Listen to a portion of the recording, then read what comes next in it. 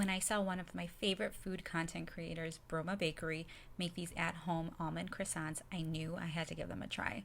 My kids love them. Anytime you go to a bakery, it's the first thing we order. She said they were as easy as a kid to make, and she was not wrong. My 5-year-old did help me. They only took 30 minutes from start to finish, and that's out of the oven. So quick and easy, they are perfect to accompany your espresso in the morning or for a late night dessert. I'll tag where you can find these. Follow me for more.